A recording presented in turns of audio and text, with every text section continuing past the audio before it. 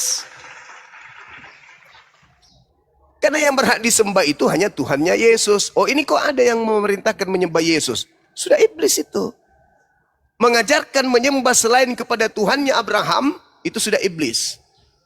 Ada enggak Nabi Muhammad mengajarkan menyembah selain daripada Tuhannya Abraham? Enggak ada. Ada enggak kemudian makhluk dari kuburan ini mengajarkan menyembah kepada selain Tuhannya Abraham? Ada. Kepada siapa? Kepada dirinya. Makanya orang Kristen menyembah sosok yang mengaku Yesus, anak Maria ini. Ada tidak kemudian Tuhan mengajarkan agar kita menyembah kepada sesama manusia? Enggak ada. Ada enggak kemudian Tuhan mengajarkan kita untuk mentuhankan makhluk? Enggak ada. Ada enggak kemudian orang Kristen diajarkan, dibisikkan untuk menyembah kepada manusia bernama Yesus ini? Ada. Gampang kan untuk mendeteksi iblis itu? Karena iblis tidak menginginkan manusia menyembah kepada pencipta langit dan bumi. Iblis mau agar manusia menyembah kepada selain pencipta langit dan bumi. Itu sumpahnya. Itu sumpah iblis. Di dalam Kejadian 3 itu dia sumpahnya. Dan bahkan Tuhan mengatakan, aku akan menjadikan keturunanmu, keturunannya bermusuhan satu sama yang lain. Nah, berarti iblis akan membuat anak keturunan Adam menjadikan diri mereka menyembah selain kepada Tuhan. Supaya tergenapi nubuat tersebut. Keturunanmu, aku akan mengadakan permusuhan antara keturunanmu dan keturunannya. Berarti selamanya iblis dan manusia akan bertentangan, berselisih, berbeda kubu. Iblis ketika menyediakan keinginan kepada manusia agar membunuh Yesus, artinya harus ada yang melawan. Ketika iblis menginginkan A, harus ada yang menolak A. Ketika iblis menginginkan B, harus ada manusia yang menolak B. Harus ada yang menjadi musuhnya si iblis. Sekarang iblis mau Yesus itu disalibkan. Siapa musuhnya? Umat Islam. Siapa temannya? Siapa temannya? Siapa yang mau sama-sama Yesus disalibkan? Siapa? Jadi Kristen ini kubunya di mana? Umat Islam tidak mau Yesus disalib. Iblis mau Yesus disalib. Nah, Kristen duduk di mana? Ayo. Kristen duduk di mana? Ketika Islam tidak menginginkan adanya penyaliban kepada orang benar bernama Yesus, dan iblis mau supaya Yesus orang benar ini disalibkan, datanglah Kristen. Kristen duduk di kubu mana? Ayo, pro ke mana? Pro ke Islam atau pro ke iblis? Hah? Jawab. Hei. Iblis paman. Hei. Iblis paman. Di situ kalian menelaah diri kalian. Terawang iman kalian itu. Udah benar belum? Siapa benar, yang berdiri di kubu setan? Begitu Jongana. Jangan selalu makan jonga bersama Nana. Ayo naikkan saudara kita. Silakan Bang Anod. Santai aja. Usti Warpati, syukron. Ya, selamat siang, Mas host. Abang dah. Iya, Iya. siang, silakan. Bang Anod ini. Siang. Ya, silakan Bang Anod. Baik, saya mau tanggapi narasi dari Bang Suman tadi mengatakan bahwa ada Kristus yang palsu dengan yang asli. Iya. Dia mengatakan bahwa yang asli itu adalah yang datang kepada Bani Israel. Baik, kemudian dia mengatakan yang palsu itu adalah yang mati dan di atas kayu salib dan bangkit pada hari yang ketiga, dan yang menemui Paulus. Baik. Ini narasi yang sangat bagus ya, tetapi sayang seribu sayang, Bang Suma bernarasi dengan sangat cepat dan tanpa menunjukkan data. Artinya begini, ini ada 2.000 orang menonton. Kalau kita by narasi yang liar saya tanpa data, Bang, itu orang akan menertawakan. Jadi alangkah baiknya Bang Suma menampilkan data di mana mengatakan bahwa Yesus ada Kristus palsu dan yang asli. Silakan Bang Suma. Oke, baik. Saya ambil dari Al-Quran. A'udzubillahi minasyaitonirrajim. Wa ma qatalu wa ma salabu walakin syubbiha lahum. Mereka tidak membunuh Nabi Isa, melainkan yang mereka lihat adalah seakan-akan yang mereka bunuh adalah Nabi Isa. Berarti ada pembunuhan, ada penyaliban, tapi bukan Nabi Isa yang dibunuh. Petrus berkhotbah, Di dalam Kisah Para Rasul 2 nomor 29, nomor 30, 31, 32, 33. Apa khotbah Petrus? Daud adalah nabi dan makamnya masih ada di tengah-tengah kita. Dia Nabi Daud telah bernubuat seorang Mesias akan dibangkitkan bagi Bani Israel. Mesias ini tidak ditinggalkan di alam maut, jasadnya tidak mengalami kematian, melainkan tangan kanan Elohim akan mengangkatnya ke atas, ke langit. Baik, saya tanggapi ya. Ya, Saya silakan. meminta begini, kalau misalnya ada yang asli, tentu ada yang palsu. Yes. Kita mengetahui yang palsu itu dari mana, tentu dengan membandingkan dengan yang asli.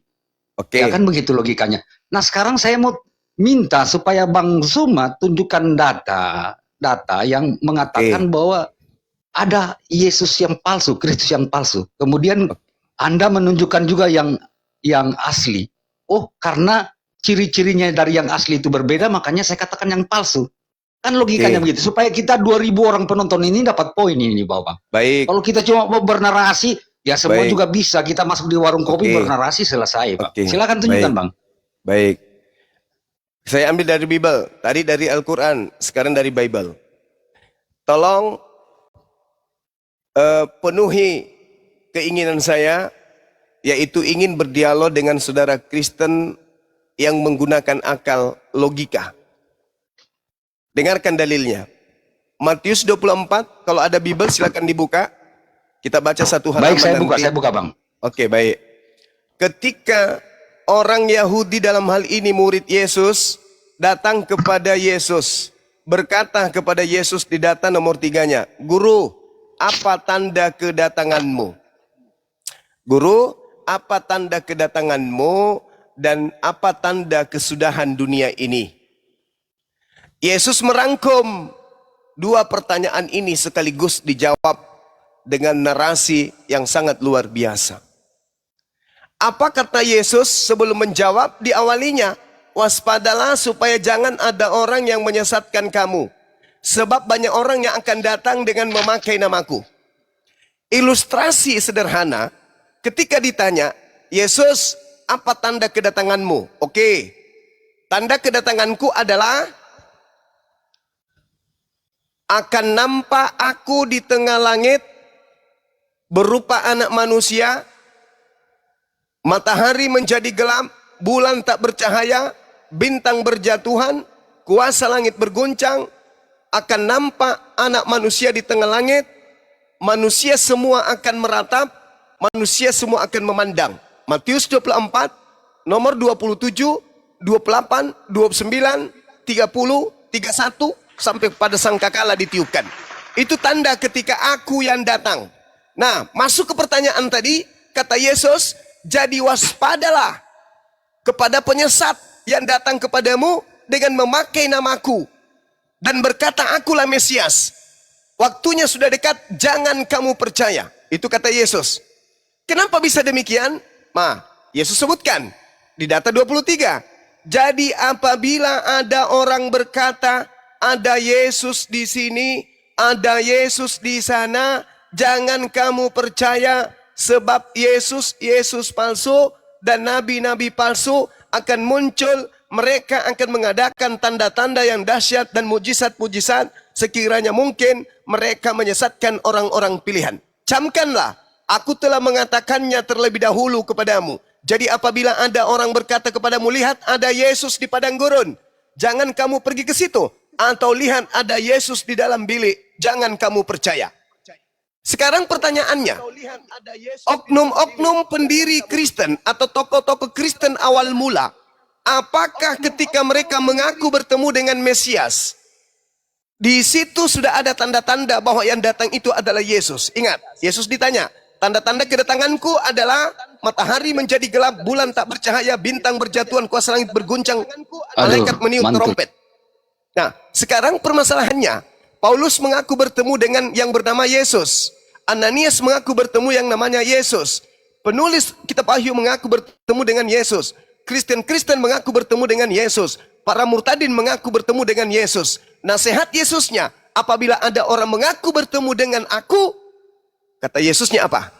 Jangan percaya.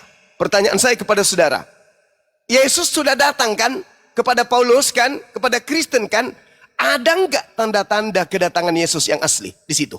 Jawab. Bang Arif, saya ini kayaknya mantul ini Bang. Iya, Mantul saya mantul. ini Bang. Mantul sampai Biar saya keluar. turun dulu baru naik ya Bang. Iya, iya, iya. Sampai Iya, ngopi iya. barusan. Iya. Saudara-saudara muslim yang saya paparkan barusan 2 jam lebih itu ngerti nggak? Paham, Paman. Alhamdulillahirrabbilalamin. Sangat mengerti. Alhamdulillahirrabbilalamin. Kalau aku yang datang, tanda-tandanya 1, 2, 3. Kalau bukan aku yang datang, tanda-tanda itu nggak ada. Jadi kalau ada yang mengaku bertemu dengan aku tapi tanda-tanda itu nggak ada, jangan kamu percaya. Ada nggak yang datang? Ada. Ada nggak tanda-tanda? Nggak ada. Berarti yang datang ini palsu atau asli?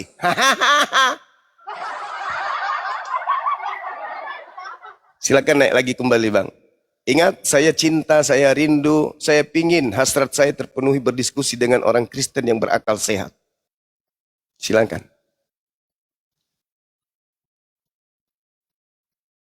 Kalau yang diikuti Kristen hari ini adalah Yesus asli, kiamat sudah di abad pertama.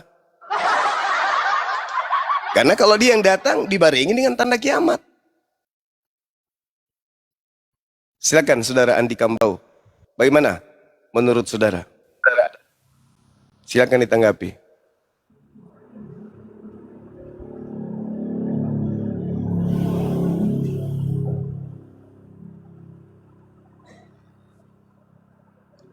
Silakan bang.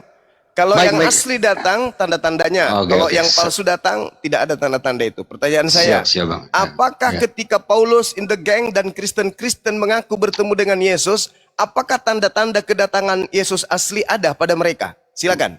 Dalam Yohanes Baik. 13. Kita jangan lari ke situ dulu Bang. Saya mau menanggapi narasi Abang ini di Matius 24 ayat 5 yang mengatakan di situ bahwa Kristus hanya datang untuk Bani Israel. Saya akan menanggapi itu Bang ya.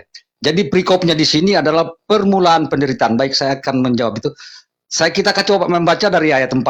Jawab Yesus kepada mereka, waspadalah supaya jangan ada orang yang menyesatkan kamu, sebab banyak orang akan datang dengan memakai namaku dan berkata akulah Mesias, dan mereka akan menyesatkan banyak orang. Ini kan yang Abang berusaha menarasikan itu, bahwa inilah Yesus yang asli itu karena dia memperingatkan tentang kedatangan Mesias yang palsu itu. Baik, tapi kita coba untuk baca ke ayat 6 dan 7. Kamu akan mendengar deru perang atau kabar-kabar tentang perang, namun berawas-awaslah, jangan kamu gelisah sebab semuanya itu harus terjadi. Tetapi itu belum kesudahannya, sebab bangsa akan bangkit melawan bangsa dan kerajaan melawan kerajaan. Akan ada kelaparan dan gempa bumi di berbagai tempat. Jadi tentang kedatangan Mesias palsu itu sangat jelas dijelaskan di ayat 6 dan 7. Itu akan ada tanda-tanda. Bangsa-bangsa akan berperang, ya kan? Kemudian akan terjadi gempa bumi di mana-mana. Nah sekarang itu apakah sudah pernah terjadi Bang? Ini pertanyaan saya kepada Abang Suma. Silakan Bang Suma menjawab. Oke. Pada saat kemudian Imperium Romawi melakukan penekanan terhadap orang-orang pengikut Yesus, itu terjadi tuh. Bencana alam terjadi, perang terjadi di mana-mana.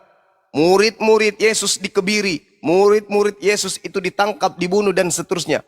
Anda boleh baca di kitab Mekabe, bagaimana orang-orang Roma datang menghancurkan, membakar, membunuh setiap manusia yang membaca kitab Torah atau menyimpan kitab Torah. Semua Torahnya Yahudi di Yerusalem, di Palestina itu dibakar habis.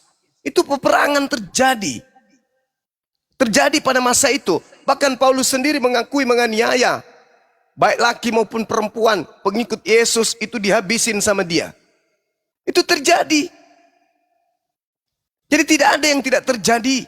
Sekarang permasalahannya adalah ketika Paulus mengaku bertemu dengan Yesus, tanda-tanda yang Yesus sebutkan itu ada enggak? Itu dulu. Baik, saya akan coba menjawab karena kita lari lagi kepada yang palsu itu. Yang dimana Abang Suma tadi menarasikan bahwa yang palsu adalah yang mati di atas kayu salib dan yang menemui Paulus. Baik, kita coba sebentar Bang, saya buka di Kisah Para Rasul 9 ayat 3 dan seterusnya. Sebentar saya buka data Bang ya.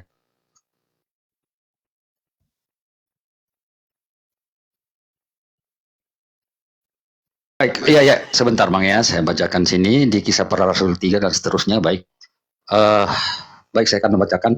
Dalam perjalanannya ke Damsyik, ketika sudah dekat kota itu, tiba-tiba cahaya memancar dari langit, mengelilingi dia.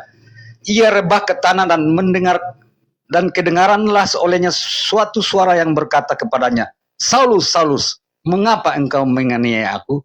Jawab Saulus, siapakah engkau Tuhan?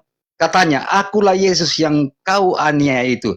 Tetapi bangunlah dan pergilah ke dalam kota, di sanalah dikatakan kepadamu apa yang harus kau perbuat. Baik, di Kisah Para Rasul 2, Kisah Para Rasul 9 ayat 3 dan seterusnya ini menggambarkan tentang pertemuan Paulus dengan Yesus itu melalui suara yang terdengar tanpa menunjukkan wujud, tetapi terdengar suara.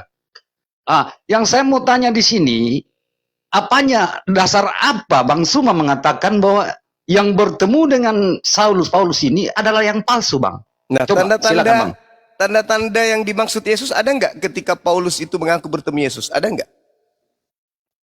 Tanda-tanda apanya, Bang? Maksudnya tanda-tanda bagaimana? Nah, kan Yesus ditanya sama gurunya, muridnya, apa tanda kedatanganmu? Tanda kedatanganku adalah... Maksudnya bagaimana nih Bang Suma pertanyaannya? Lah kan Yesus ditanya di Matius 24 di Bukit Zaitun. Ditanya sama muridnya, apa tanda-tanda kalau kamu yang datang? Datang untuk kedua kali maksudnya itu, Bang. Ya, iya, bukan, makanya yang datang kepada Paulus itu siapa? Ini datang, kalau dia datang kedua kali, Abang Kusuma, dia akan datang yang datang kepada Paulus itu siapa? Dengan berarti menampakkan diri dengan penuh kemuliaan, Bang. Sedangkan di sini tidak ada dia menampakkan diri, Bang. Coba ini cuma Anda suaranya, baca Bang. 1 Korintus 9 nomor 1. Yesus menampakkan diri kepada Paulus. Sebentar Bang, kita bahas ini dulu Bang, karena di sini tidak ada Yesus menampakkan diri secara nyata. Berarti cuma bukan suaranya Yesus aja. Berarti palsu itu. Aduh, itu maksudnya yang Abang maksud itu. Loh, kalau dia datang di kedatangan kedua kali nanti itu, dia akan menampakkan diri dengan wujud asli itu dan penuh memang kemuliaan, Bang. Cuma 2 kali kedatangannya, memang cuma 2 kali. Makanya dikatakan kalau ada orang yang mengaku bertemu dengan aku, itu bukan aku. Sebab kedatanganku yang kedua tanda-tandanya ini. Jadi kalau ada yang mengaku, lagian kan Yesus sudah mengatakan akan ada penyesat mengaku aku, tetapi tidak memiliki tanda-tanda itu bukan aku, jangan kau percaya. Justru karena Paulus mengaku bertemu dengan Yesus, tapi tidak ada tanda-tanda itu, Yesus mengatakan jangan kamu percaya. Coba Anda baca nomor 23. Jadi apabila ada orang berkata kepada kamu, lihat ada Mesias di sana, lihat ada Mesias di sini, jangan kamu percaya, sebab Mesias palsu dan nabi-nabi palsu akan datang melakukan banyak tanda mukjizat dan tanda yang dahsyat dan mukjizat sekiranya mungkin menyesatkan orang-orang pilihan. Nah, ketika Paulus mengaku bertemu Yesus di padang gurun, apa nasihat Yesusnya? Percaya atau jangan percaya?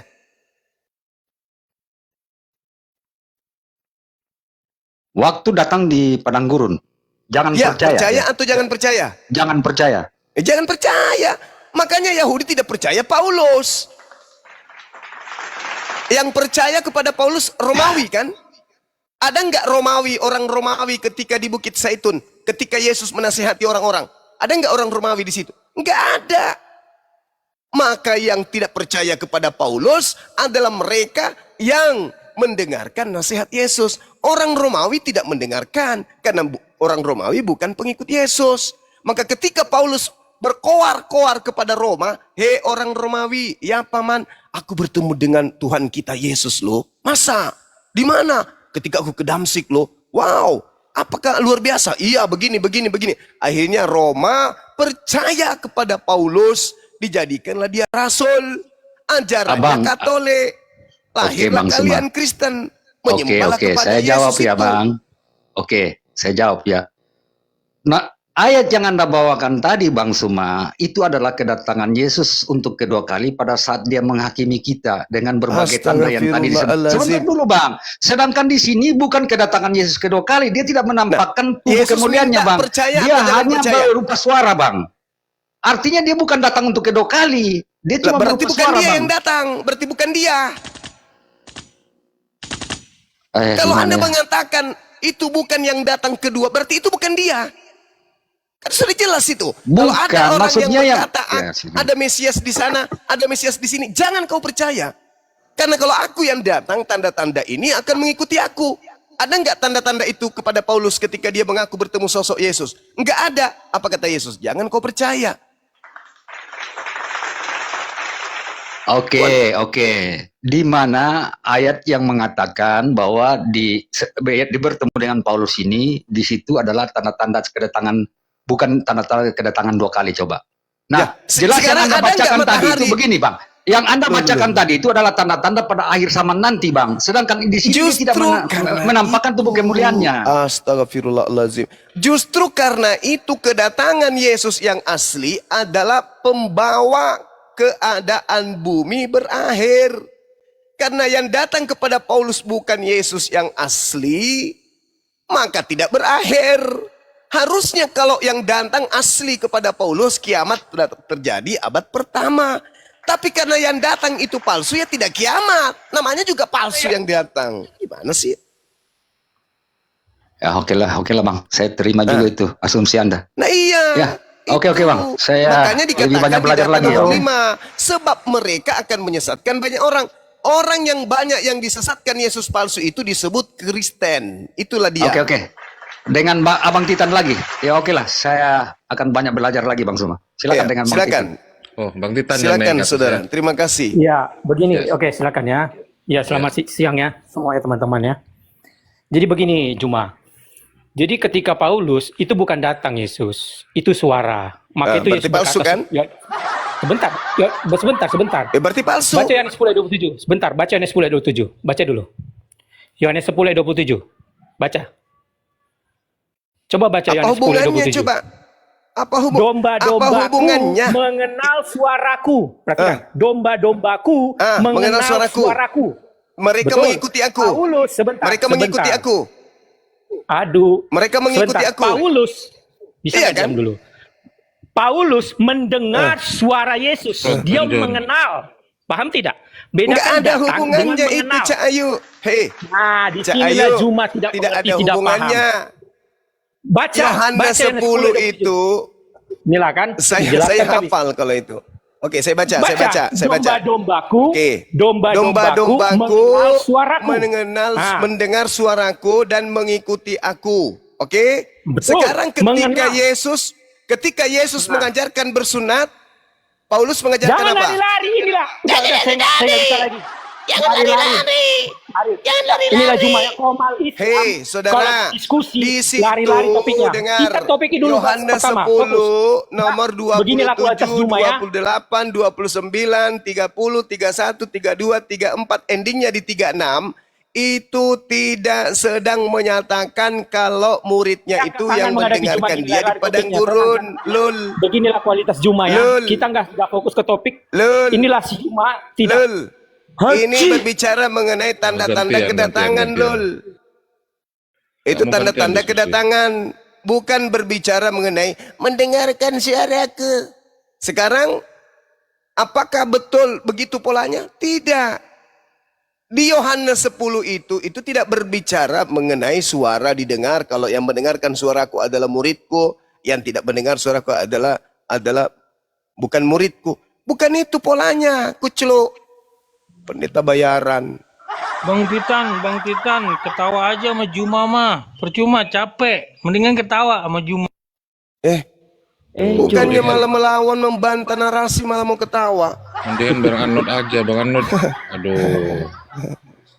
Lucu ini. Saudara bantah saya dengan data yang akurat. Tanda-tanda apa yang akan mengiringi guru kalau guru datang? Tanda-tanda ini. Jadi kalau ada orang yang mengaku bertemu dengan aku, jangan kau percaya. Nah, Paulus mengaku bertemu dengan Yesus di padang gurun. Nasihat Yesus percaya atau jangan percaya? Ya, izin Bang Sumat, saya kebetulan ada keperluan ini, tetapi baik saya lebih Ya, banyak silakan. belajar lagi, saya akan naik lagi kembali membahas ini, Bang. Bang Silakan, Arif, terima silakan, kasih Bang Arif sudah terima saya dengan baik. Teman-teman, terima Siap. kasih. Selamat siang, Bang. Saya ada keperluan. Iya, Ya, siap Terima Pak kasih, Bang Arno. Arnold. Sering ke Ya, nanti kamar saya masuk ini, lagi ya. ya. Mending seperti saudara Arnold ini. Itu gentleman. Itu baru bagus. Orang mau belajar, menggunakan akal.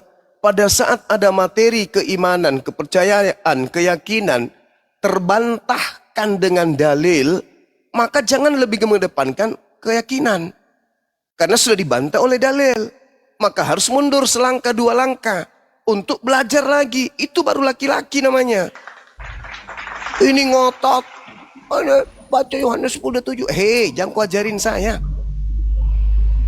Halo, selamat siang. Siang. Ya, siang. Silakan, Hunter. Kristen ya. Saya mau nanya sama Bang Zuma. Ya.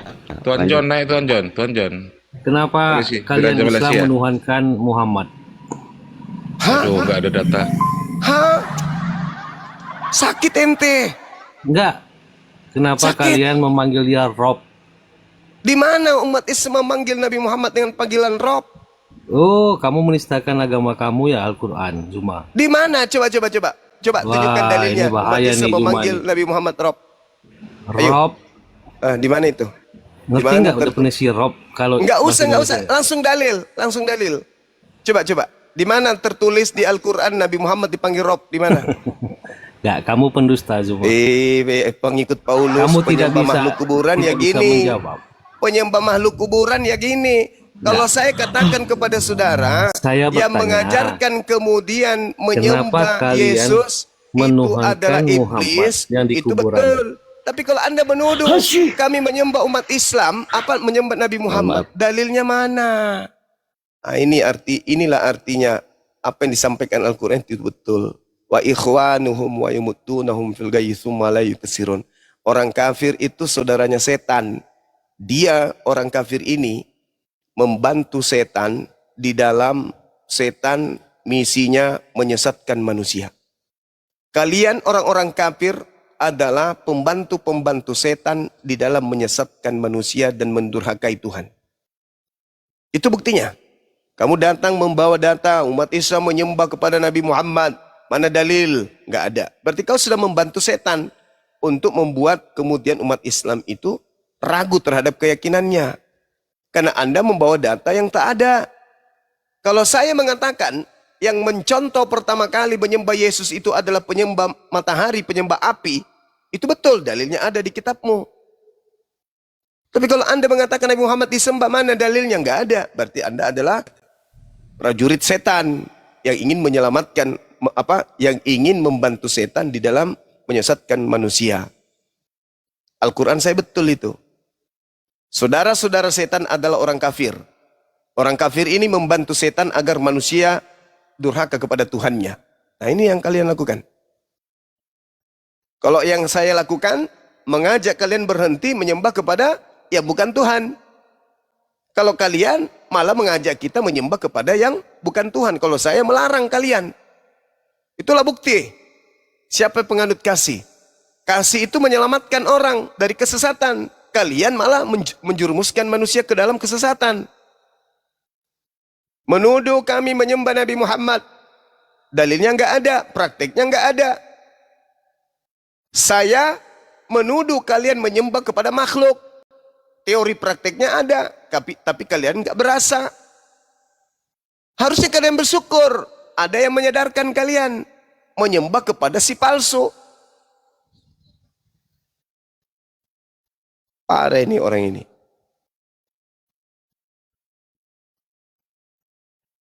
Assalamualaikum, Pak Ketua Umum. Ustaz Alif. Waalaikumsalam warahmatullahi wabarakatuh. Ustaz Alif.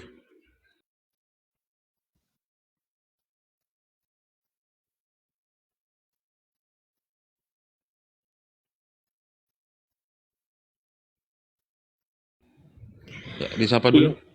Ada yang baru masuk juga, Pak Romi. Selamat siang. Assalamualaikum warahmatullahi wabarakatuh. Waalaikumsalam warahmatullahi Waalaikumsalam. Mau menyapa wabarakatuh. guru-guru saya, ustadz-ustadz saya, sehat-sehat selalu. Alhamdulillah bang, sehat. Terima kasih atas pengetahuan guru-guru saya, ustadz-ustadz saya. Berarti Tuhan Kristen tambah satu lagi, yaitu Yesus Kristus. Terima kasih guru-guru saya, ustadz-ustadz saya, sekali lagi sehat-sehat selalu. Amin. Assalamualaikum warahmatullahi wabarakatuh. Waalaikumsalam. Salam dari Waalaikumsalam Kalimantan warahmatullahi Barat. wabarakatuh. Yang naik teman-teman Kristen ya, waduh, di sini permintaan naiknya Muslim semua. Iya, Moderator, teman-teman moderator yang sampai Muslim lalu di dulu ya. ya dibantu untuk menghapus di multi teman-teman ya. Ini set bahasan ini minta naik terus, kita angkat aja. Sebentar saya siapa? Set bahasan, selamat siang. Muslim atau Kristen? Mohon maaf. Ini sudah ada ini. Pak Pendeta Perlindungan Sinaga. Selamat siang. Baru pulang gereja rupanya. Silakan Pak Perlindungan. Apa oleh-oleh dari gereja? Pak Perlindungan, dibuka mic-nya. Pak Perlin. Lai. Dibuka mic-nya. Oi. Pak Perlin. Ini. Kalau lupa ini. Kalau lupa HP-nya nggak tahu cara buka mic ini, waduh. Dibantu dulu ini, buka mic-nya. Pak Perlin. Oi Pak Perlin. Pak Perlin. Nggak ready dia Ustaz Arif. Kita cari pendeta yang ini aja dulu lagi. Sebentar saya share. Ustaz Alif mungkin sambil dipanasin sama Gurunda. Ini onten hari Minggu kayaknya lagi nafsu semua sama Gurunda, sama Bang Zuma. Kenapa rupanya Gurunda? Iya, karena terancam mereka kan, terancam. Bahaya ini kalau betulan yang disampaikan Bang Zum ini. Selamat siang. Selamat siang, abangku Perlindungan. Perlindungan mana lu? Ini lu. Silakanlah. Nggak ada kawan Tapi saya. kasih ruang lah kalau kita diskusi, kasih ruang lah. Jangan Iya, ada silakan Bang, penekanan. silakan. Saya punya teman juga sahabat namanya Perlindungan Manalu. Tapi beliau udah Iya. pensiun sekarang. Ya, lanjut Bang. Topiknya apa ini? Nggak tahu juga Bang. Kita nggak dikasih Oh. tema. Ya terserah. Bang Perlindungan. Apa yang dikuasai Iya. Bang Perlindungan? Yang sering ku dengar saudara Juma tentang apa Galatia 3 ayat 13. Iya. Iya. Dikatakan di sana kan yang terkutuki itu bagi dia Yesus itu. Jadi kalau kita Kristen memahami Galatia 3 ayat 13 itu kata orang itu tidak tertuju kepada Yesus. Tapi Bagaimana si saudara Juma mengapanya itu kok Oke. bisa ditujukan bahwa Baik Bang, baik. Jadi gini, kalau kita lihat Bang, di dalam Yohanes 1 kutuk itu nomor 14 terkait dengan Yesus ya.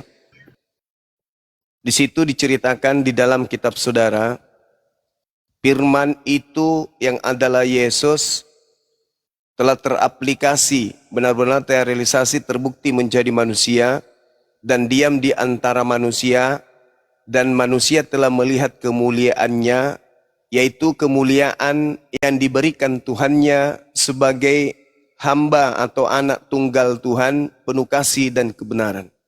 Yesus ini adalah manusia yang penuh dengan kemuliaan. Bahkan Yesus mengatakan di dalam doanya di Yohanes 17, permuliakanlah aku ke hadiratmu sebagaimana kemuliaan yang aku miliki sebelum dunia ada. Jadi sebelum dunia ada, Yesus ini adalah manusia yang sudah dimuliakan jauh sebelum dia kemudian dicipta atau dijadikan menjadi daging, yaitu manusia. Itu ucapan Yesus sendiri tuh. Dia mengatakannya di dalam Yohanes 17 nomor 1. Permuliakanlah aku sebagai anakmu.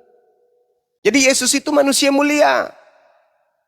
Manusia yang sangat-sangat mulia. Sebagaimana yang diajarkan dalam Al-Quranul Karim. Tapi kenapa tiba-tiba Paulus demi nafsunya yang kedatangan Kristus kepadanya, sudah kerasukan Kristus yang ditemuinya di padang gurun, mengajarkan kalau Yesus ini adalah makhluk yang dikutuk. Kristus telah menebus Kristen dari kutuk hukum Taurat dengan jalan menjadi kutuk. Jadi Kristus melalui jalan kutuk. Saudara, ada lanjutan itu, ndak diam di kutuk. Sebab dia. ada karena kita Kristen. ada Ya, karena Kristen. Sebab ada tertulis, terkutuklah dia yang digantung di tiang salib. Pertanyaan saya, apa dosa Yesus sampai dia dikutuk? Atau jangan-jangan ini iblis yang disalib ini? Kalau iblis yang disalib, baru dia terkutuk, itu baru betul. Tapi kalau Yesus yang disalib, itu tidak betul. Tapi kalau iblis yang disalib, baru benar. Iblis itu memang terkutuk. Ini dia, saudara. Dari ayat itu saja, saudara, udah ada yang dipotong itu. Pertama, saudara baca tadi, Kristus telah menebus kita dari kutuk, hukum Taurat dengan jalan menjadi kutuk. Karena kita itu tidak saudara pakai. Baru sebab Tadi saya katakan karena Kristen. Iya, saudara itu nggak pakai. Sebab ada tertulis, terkutuklah dia, kata saudara. Padahal di situ terkutuklah orang. Orang di situ, saudara. Bukan Yesus dia. di sana kan? Yesus di sana kan? Kata orang. Siapa yang begitu. digantung di salib? Saudara ganti menjadi dia. Memang di situ, tulisannya begitu kok. Enggak. Loh, orang di situ saudara ganti dengan dia. Kalau dia memang menuju kepada Yesus. Kalau orang ada sebelum Yesus disalibkan, sangat beribu-ribu orang yang disalibkan sebelum Yesus. Itu. Oh, berarti yang digantung ini bukan Yesus. Ya, kalau disalib itu kan ada di kiri, ada di kanan waktu Yesus disalib. Ya, jadi yang dikutuk ini siapa, Bang? Yang dikutuk itu kan kata orang di situ. Orang terus? yang digantung pada kayu salib. Nah, sekarang Yesus orang. Telah membuat ini supaya di dalam dia berkat Abraham sampai kepada bangsa-bangsa lain, sehingga oleh iman kita menerima roh yang telah dijanjikan itu. Itulah Sekarang roh pertanyaan kudus. saya, Yesus itu orang yang digantung atau sayur yang digantung? Orang kan? Nggak, orang kata untuk menuju kepada Yesus, merujuk kepada Yesus. Gimana Kata ceritanya? dia tadi, pas. Kalau kata orang nggak merujuk kepada Yesus itu, saudara. Di situ. Nah, sekarang yang digantung di salib ini nebus dosa Kristen ini orang atau sayur? Nah, disitulah. Orang atau bukan? Manusia. Orang atau bukan? Manusia atau bukan? Kalau Yesus itu nggak pernah dikatakan orang dalam Alkitab, perjanjian, kata Rasul, kata malaikat, kata orang dengan manusia beda emang. Iya, tetapi kalau menuju kepada Yesus dalam Alkitab ini tidak ada kata orang. Manusia. Iya, manusia ada, dia. Berarti ada. beda antara manusia dengan orang beda. Beda. Oh, baru tahu saya. Ya udah, salah kalau begitu. Berarti saya ganti ya. Terkutuklah orang yang digantung pada kayu salib. Iya, saudara tadi kata dia saudara ganti itu. Iya. Iya, karena kalau dia itu orang, Anda ternyata picik juga dalam berpikir. Jadi gini, sekarang yang terkutuk, yang digantung di salib itu siapa? Yesus atau bukan? Yesus kan di sini karena Yesus disalib. Yesus yang disalib atau bukan? Ini dulu hasilnya maksud dari ayat ini. Yang saya tanya, yang digantung di salib ini Yesus atau bukan? Saudara bertanya, saya menerangkan. Tak Enggak, mungkin, saya saudara. tanya yang disalib itu Yesus atau bukan? Tak mungkin menang yang menanya, yang menerangkan yang benar. Maka Jadi jawab sesuai dengan diterangkanlah. pertanyaan. Jangan kau ditanya apa, kau jawab apa. Yang saya tanya, yang disalib itu Yesus atau bukan? Yang kau tanya, yang dua yang disalib atau Yesusnya? Yang disalib, yang nebus dosa kamu itu loh.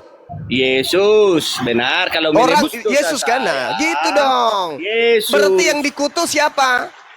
Yang tersalib. Nah, yang tersalib siapa? Kalau Kristen menuhankan yang tersalib, apakah yang di kiri dan di kanan menjadi Tuhan? Saya tidak urus dengan ketuhanan. Yang saya tanya, yang disalib ini Yesus atau bukan? Yang kau tanya, yang disalib di kiri di kanan atau Yesus? Yesus memang disalib untuk menebus, memperdamaikan. Yang disalib ini, yang disalib, yang nebus dosa-dosamu, curi ayam itu Yesus atau bukan? Yang ngotot-ngototan pun di sini bisa. Ya sekarang yang kutanya, yang disalib itu ngapain saya urus yang kiri kanannya? Kucluk. Saudara yang bertanya nggak pernah mengalah, padahal penanya Yang saya tanya, yang disalib ini bukan kiri Iya. kanannya, kampret. Biasanya- Yang saya tanya, yang disalib untuk kau Dengar itu dulu, berbuat dosa saudara. bebas, itu Biasanya siapa? penanya itu yang tidak tahu apa-apanya si penanya. Karena saya bertanya kepada asu. Iya. Karena yang bertanya itu tidak tahu apa-apa, jadi diterangkanlah kepada si Asu penanya. cuman bisa menggonggong. Au, au, au, au, au. Sudah jelas yang saya tanya itu yang disalib untuk dosa kau mencuri ayam. Ngapain saya tanya kiri kanan itu? Sementara Paulusnya memfitnah Yesus telah mati terkutuk, Ketahuilah kampret. ya. Kena kau Dengar kan? dulu saudara. Saya nggak mau dengar. Jadi Kau bahlul, kalau ngapain yang saya dengarkan bertanya anjing itu menggonggong? biasanya orang yang tidak tahu itu, makanya dikasih tahu kalau bagi orang yang bertanya. Jadi Sekarang kalau kita kutanya yang sama mu. menerangkan, Sekarang saya tanya, apa dosa Iya. yang dilakukan Yesus sampai dia harus dikutuk? Jawab. iya. Kita baca dalam kitab Yohanes, karena dia bukan menghakimi dunia, tetapi mau menyelamatkannya. Maka Bapa mengutus dia datang ke dunia ini sebagai jalan memperdamaikan manusia, tidak lagi dihukum. Udah kau ke gereja sana, kau ke melainkan gereja. untuk Kau ke gereja selamatkan. sana, ke gereja. Ambil alu bekas cobek lombok, masukkan ke anusmu. Itulah. Kau ke gereja sana. Apain kau berkhotbah ajaran paganmu di sini? Kau ditanya yang kiri atau kanan? Bahlul. Apa ini yang saya tanya kiri kanan? Sudah jelas-jelas Kristus telah menebus Kristen dari kutu hukum Taurat. Yang mana, kiri apa kanan? Coba kau di sini ku remas mulutmu. Untung kau jauh.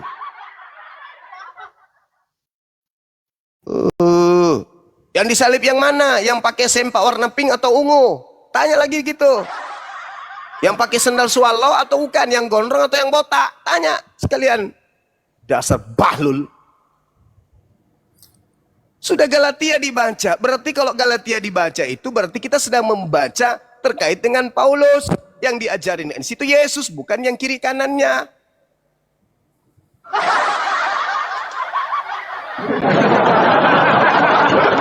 Ada saja caranya orang-orang Kristen ini. Diajari memang bagaimana caranya supaya lilit lidah aja terus. Jangan cuma menyesatkan. Kristus yang ditanya. Syukron Bang Hendra. Syukron Bang Hendra. Yang ditanya ini adalah Kristus. Emang yang kiri kanannya juga Kristus? Bang, nanya hadis Nabi pakai baju Aisyah dong. Di kitab mana itu? Di kitab mana? Coba kau bacakan kitab gundulnya dulu. Supaya kita tahu itu sahih atau tidak. Kitab gundul kau bacakan sini. Ingin saya tahu. Kelasmu udah nyampe ke hadisnya. Ku sedang Umat terjemahan ini penyembah makhluk kuburan. Entah apa-apanya dibawanya. Ayo Sahih Bukhari, Muslim, Nabi Muhammad. Bacakan original teksnya. Saya nggak ngerti. Saya nggak paham. Original teks kau bacakan. Biar saya tahu asbabul urutnya kayak mana, siapa isnadnya di situ. Ayo bacakan. Nabi pernah berbaring. Bahasa aslinya kau baca, kuclu pemakan babi. Aduh, kalau bahasa asli mah Udah, mana kau bisa. turun sana. Kau sana coli sana sama pendetamu sana. Bahas-bahas hadis sok paten. Bibel aja nggak paham hadis bawanya. Kampret. Kau loloskan dulu dirimu. Loloskan dirimu dulu dari Bibel, baru kau pindah di hadis. Hadis dibahas, orang sekolah puluhan tahun belum tentu bisa. Dia cuma modal babi di mulut, ngunyah asu pagi tadi, bahas hadis. Perbaiki dulu itu pemahamanmu terhadap Bibelmu tuh. Baru kau bahas hadis. Hadis itu kaidahnya berat. Orang yang sehat berakal baru bisa masuk ke situ. Kalian ditanya siapa yang disalib, malah balik nanya kiri apa kanan. Dasar. Nggak dihargai ya.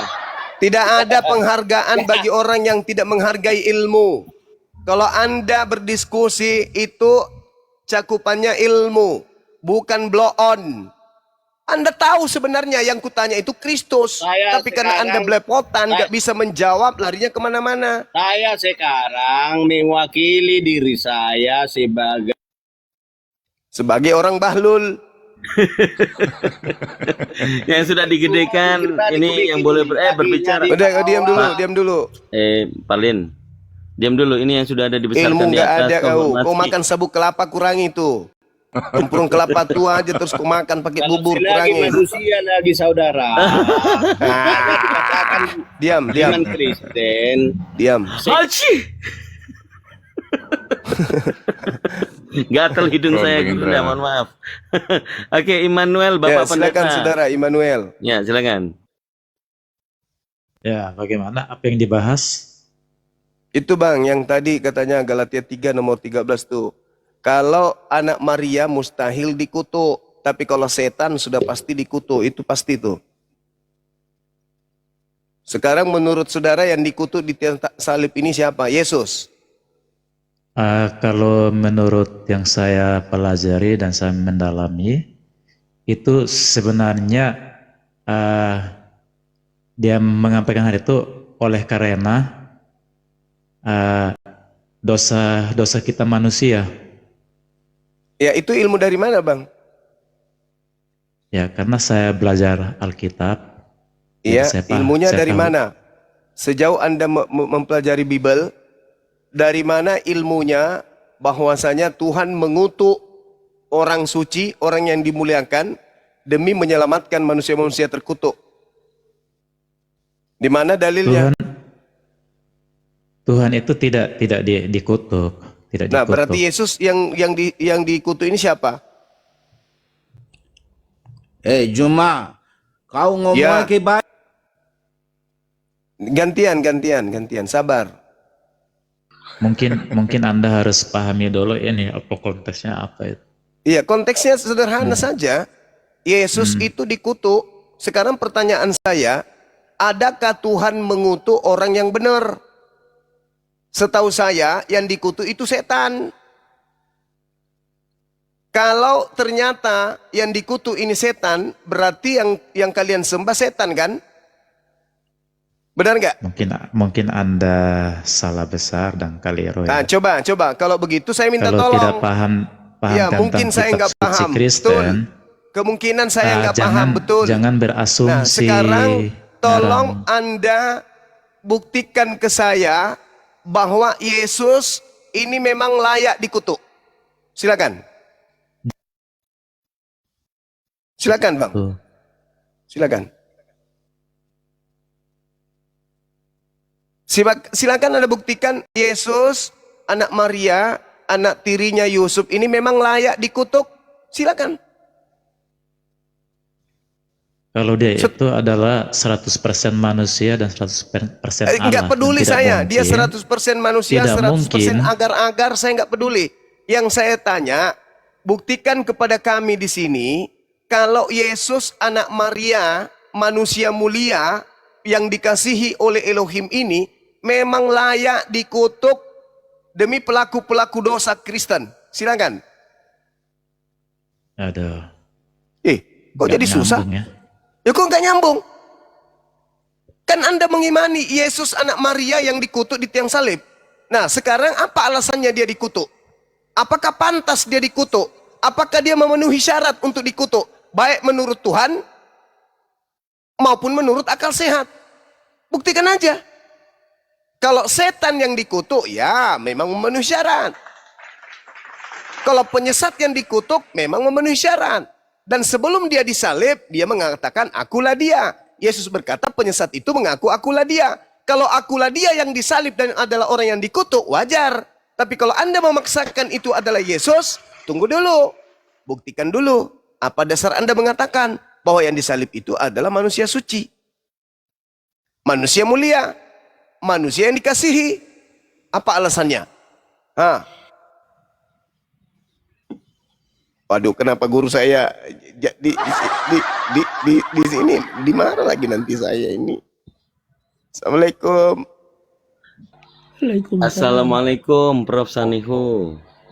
Gurunda. Saya cuma bercanda tadi, guru.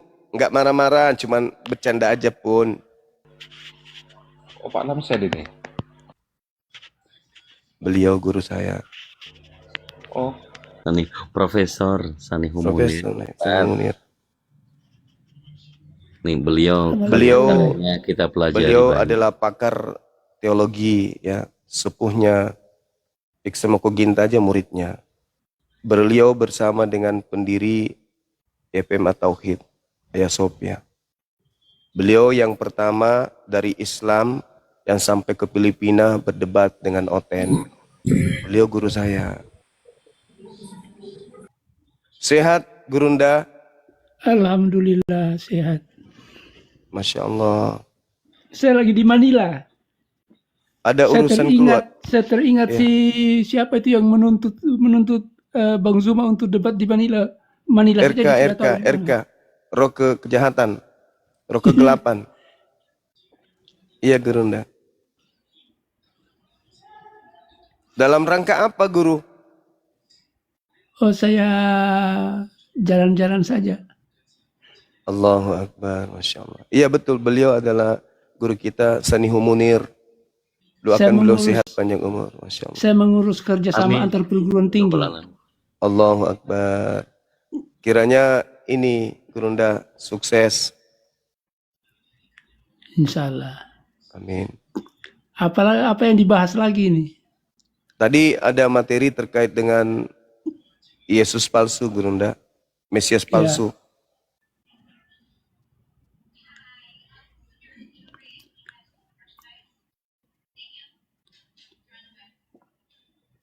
Beliau ini juga yang menuntun Kodondi, ya teman-teman. Yang memberikan referensi-referensi materi ke Kodondi itu beliau ini.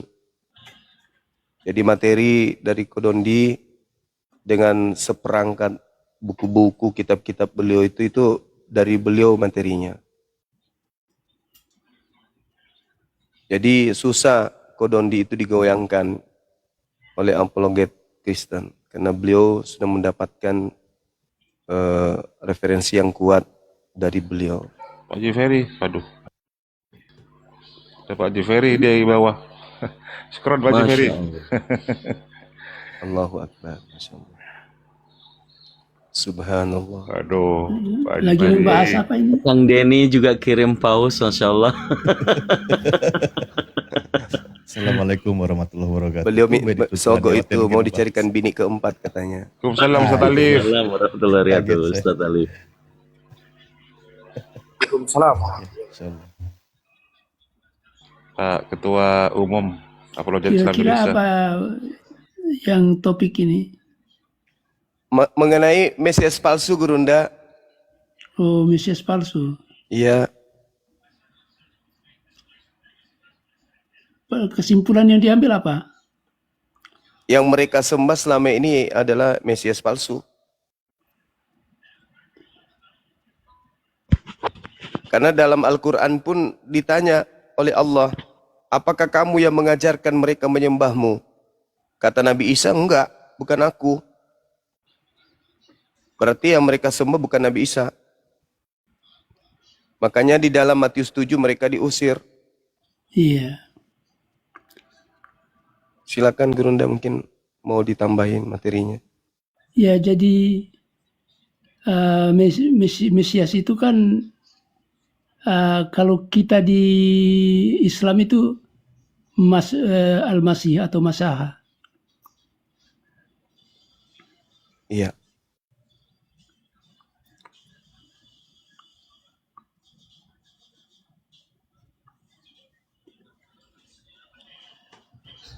Sayang bukunya saya di Manila, jadi kalau andai kata saya di Kendari, saya satu meja itu buku, satu lemari, 2 lemari.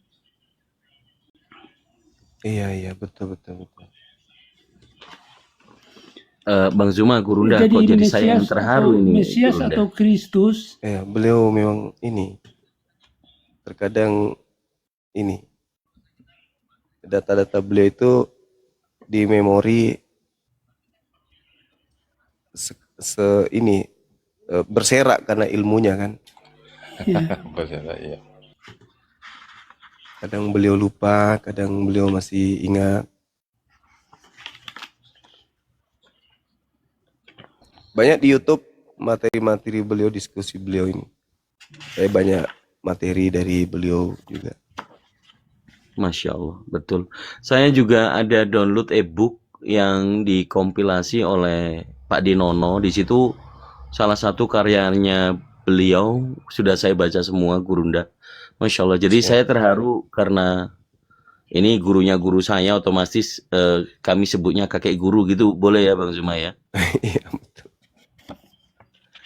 Hanya saja pada saat masa jaya beliau belum ada sosmed kayak begini.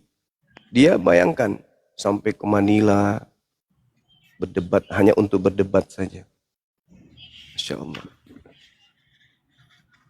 Dan meskipun beliau sepuh, beliau ini nggak sungkan-sungkan membantu para mu'alaf kalau membutuhkan hal yang sangat yang dibutuhkan mereka, teman-teman mu'alaf. Kadang beliau ikut nyumbang juga. ya saya benar-benar masih punya tanggung jawab untuk kalau yang mau bertanya atau apa.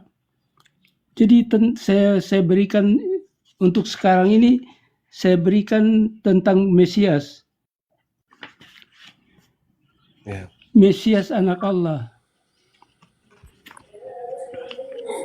Itu menurut E.P. Sanders dalam bukunya Historical Figure of Jesus. Menurut E.P. Sanders, mempercayai Mesias sebagai anak Allah adalah kafir. Tolong dicatat. E.P. Sanders, Historical Figure of Jesus di halaman 270. Mempercayai Mesias sebagai anak Allah adalah kafir. Kemudian, Allahu Akbar. Mesias anak Daud, pengikut-pengikut Yesus dan Yesus sendiri tidak pernah menganggap dirinya sebagai Mesias anak Daud.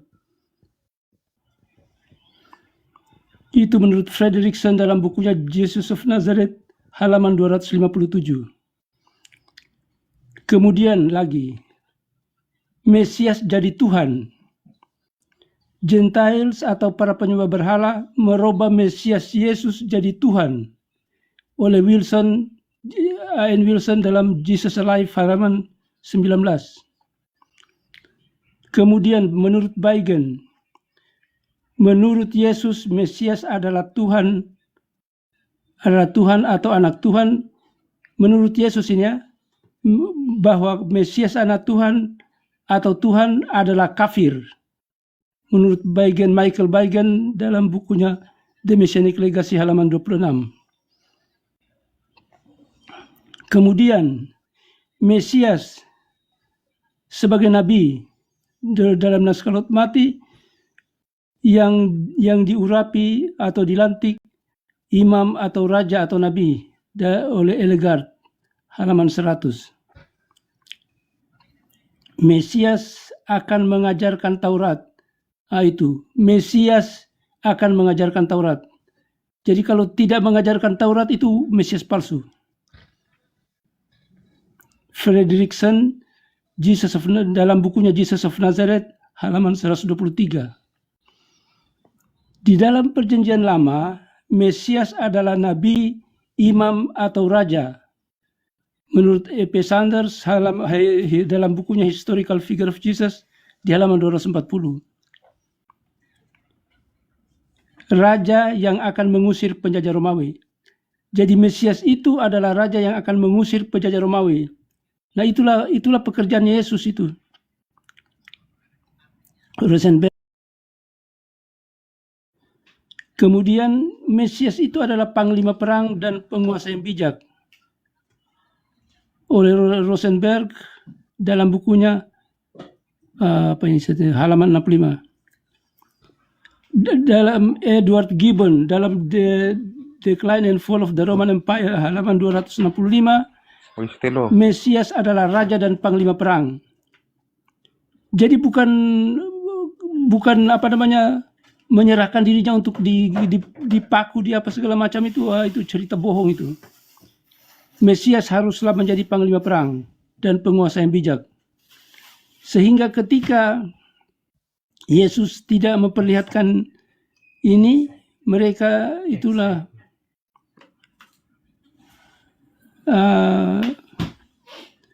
karena Yesus tidak menjadi raja dan mengusir penjajah Romawi, akhirnya orang Yahudi menganggap ini bukan Mesias ini, karena kalau Mesias harus mengusir penjajah.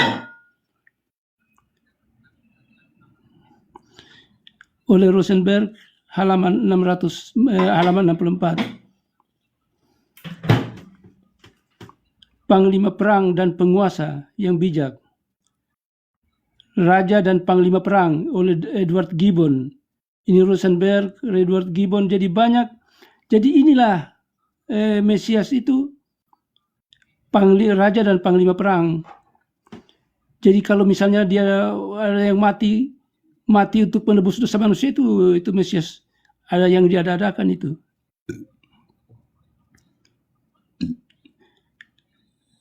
Mesias bukan mati dibunuh tetapi jadi raja. Ini Robert Funk dalam apa ini? Honest to Jesus. Dalam bukunya Honest to Jesus halaman 40. Kemudian Mesias ini bukan inkarnasi Tuhan yang mati menebus dosa. Ini menurut Silberman halaman 104. Yang berikut, Yesus tidak pernah mengaku Mesias. Ingat itu. Yesus nggak perlu Yesus ngaku dia Tuhan. Ini oleh Frederickson dalam Jesus of Nazareth. King of Jews. Cuma B2 yang main selonong-selonong ya. Cukup dengan mujizatnya saja semua sudah. Mujizatnya itu untuk membuktikan dia nabi, dia Mesias. Sampai sekarang dia apologet Islam bingung kalau saya tanya. Boleh. Tidak ada yang bisa kamu bingung. Ini bingung kalau saya tanya. Kalau Allah yang benar, kenapa Yesus yang di surga? Yang bingung itu saya bertanya. Kalau mujizat Allah itu dari Al-Quran. Jangan seperti itu. Saudara, tolong dalilnya di mana dalilnya Yesus di surga? Coba. Bingung semua mereka. Coba. Mau diskusi. Silakan. Coba.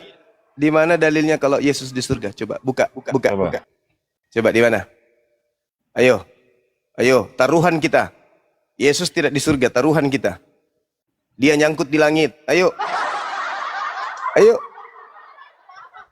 Mana dalilnya Yesus di surga? Oh ya, Tung ya. Ya, silakan. Oke. Gampang Dinda kok, Dito banyak. siap meluncur. Bukan hanya gampang. Ya, silakan. Satu aja. Iya. Kalau ada besok saya bangun gereja untuk kau. Oh iya. Iya. Kau tinggal tunjuk lahan, materialnya nanti saya belikan. Nah, susah kau cari kan? Susah. Bolak-balik. Susah kok. Gimana? Sebab aku telah turun dari sorga. Yohanes Di mana dalilnya? Yohanes 6 ayat 38. Sebab aku telah turun dari sorga. Dinda, itu berarti dia bertandakan dia dari mana? Sabar. Dinda Dito, nah, sekarang Anda jelaskan bahwa Allah mau di sorga. Sekarang saya sudah jawab. Buka. Saya sudah jawab. Kang Dito. Buka. Silakan datanya kan itu. Berapa? Yohanes 6? Ya. Yohanes 6:38. Kamu tinggal tunjuk tanah di mana nanti saya beli bangun gereja tapi satu ini aja, satu lantai aja. Nanti pintunya kita buat dari kain horden ya. Sekarang kamu siap-siap aja tanahnya ya kamu buat ya. Ya. Kalau apologet top itu harus bertanggung jawab dengan bibirnya. Saya bertanggung jawab dengan kepala aku, bukan cuma bibir. Buka Dinda di Alkitab Sabda Yohanes 6 nomor 38. Baik Gurunda. Sementara saya langsung open cam aja lah. Iya. Iya, open cam aja. Ya, screenshot. Ya. Yunaninya itu Uranos. Sabar. Tuh, di ini. Bisa lanjut? Sedikit Gurunda, sedikit kita ternak dulu ini teman kita. Ya, sekarang siap-siap aja lo, pegang janjimu. Iya. Yohanes 6 ayat 38. Bersabda. Ya, sabar. Ya. Yohanes 6 38.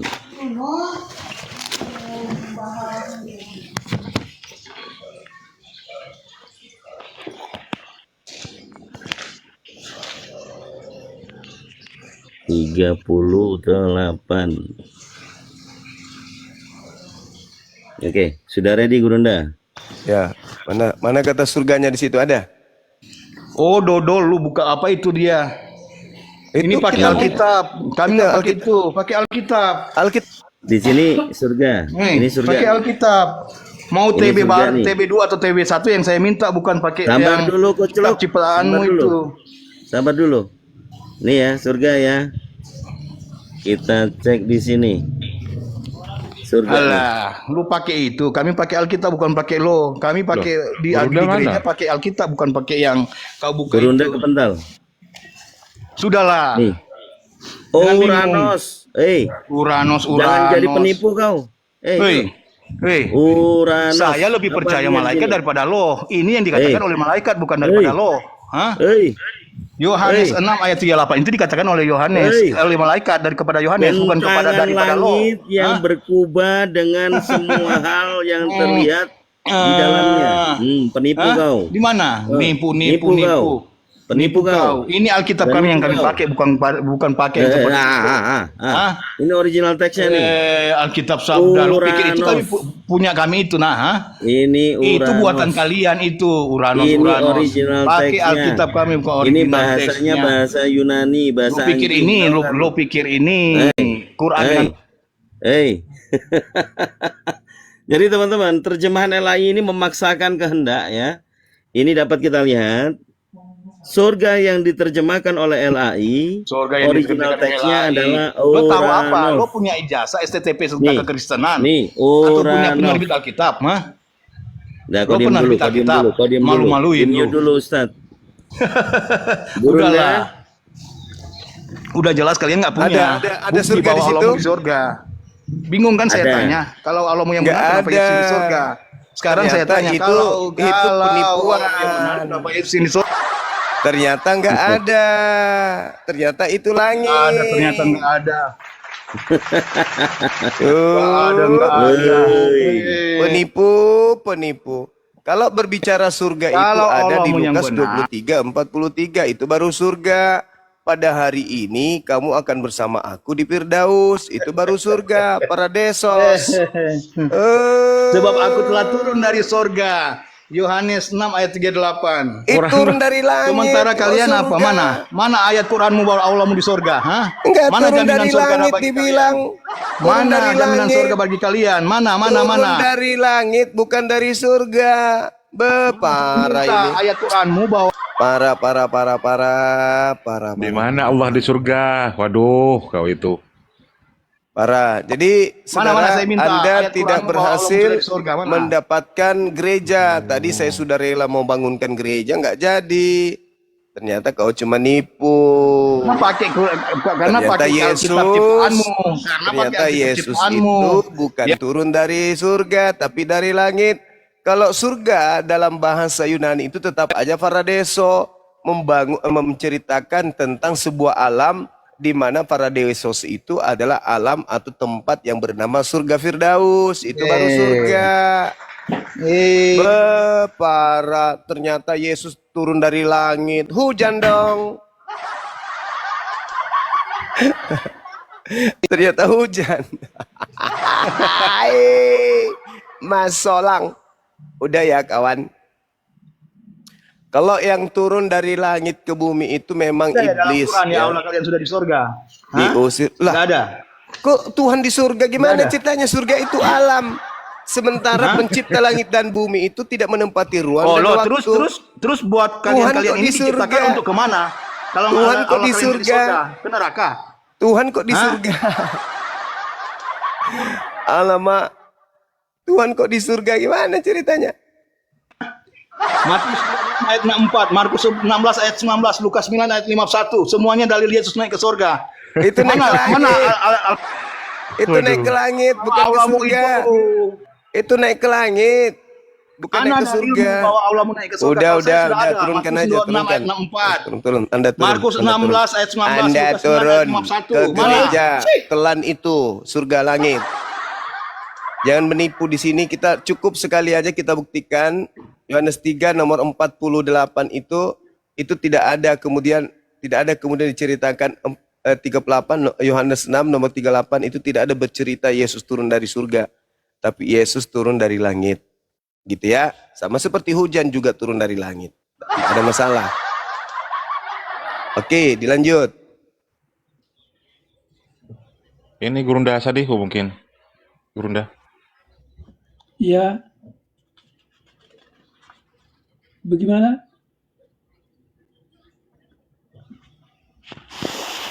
Iya, kenapa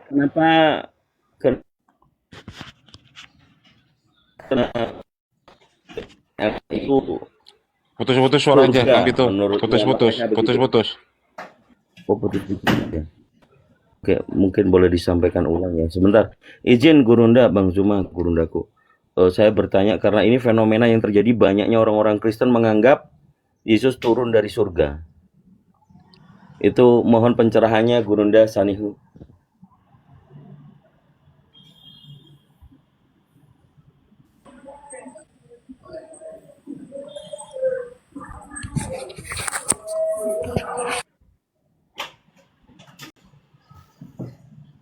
Ya, nanti izin Prof, kalau ada oten-oten yang main seruduk, kayak B2 nggak paham etika, biar kami di bawah yang menanggapi ya. Kami jaga marwah, Prof. Makanya tadi dipotong. Bagaimana saya masih teruskan? Ya, silakan Gurunda. Ya. Nanti kalau ada yang Ya. mengganggu, biar kami yang sliding. Ya. Ya, gitu. Jadi ini mengenai Mesias ya.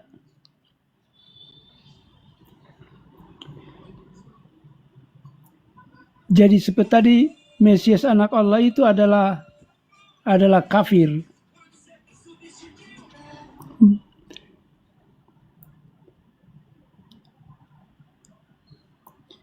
Pengikut-pengikut Yesus dan Yesus sendiri tidak pernah menganggap dirinya sebagai Mesias anak Daud. Inilah. Sementara pada penyembah berhala atau Gentiles, mereka merubah Mesias Yesus menjadi Tuhan. Jadi itulah bagaimana Yesus menjadi Tuhan, ya karena para penyembah berhala merubahnya menjadi Mesias. Padahal Mesias itu harus tampil dalam kemenangan.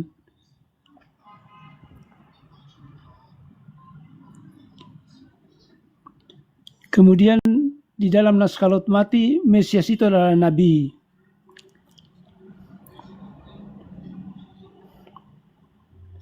Mesias yang ditunggu-tunggu keturunan Daud. Raja yang akan mengusir penjajah Romawi. Nah, sementara dia disalib oleh Romawi, makanya ya berarti Yesus itu bukan Mesias yang versi Kristen.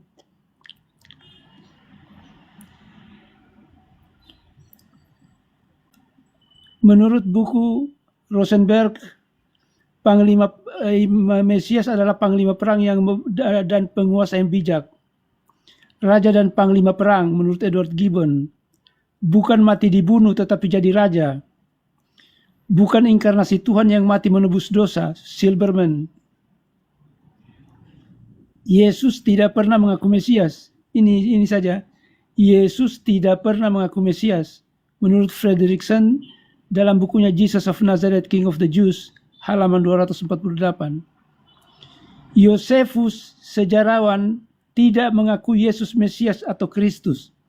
Ini yang penting. Sejarawan yang di masanya Yesus tidak mengakui Yesus sebagai Mesias atau Kristus. Nah, menurut Tillich dalam History of Christian Thought halaman 14, Yesus tidak cocok jadi Mesias karena tidak sesuai dengan penampilannya. Yahudi di abad pertama menantikan Mesias yang akan membebaskan mereka dari kejaman penjajah Romawi. Sementara Yesus tidak menampilkan figur seperti itu sehingga menimbulkan kekecewaan. Mesias yang mati dan bangkit kembali. Yahudi tidak mengenal Mesias yang mati dan bangkit kembali, menurut Fredrickson. Para penginjil melukiskan Yesus mati untuk umat Kristen. Ini. Jadi itu adalah cerita bohong yang mengatakan bahwa Yesus mati untuk umat Kristen. Karena seperti kita tahu, Yesus mengatakan bahwa saya ini datang untuk domba-domba yang sesat dari umat Israel. Jadi bahwa Yesus mati untuk umat Kristen itu ya cerita hayalan itu.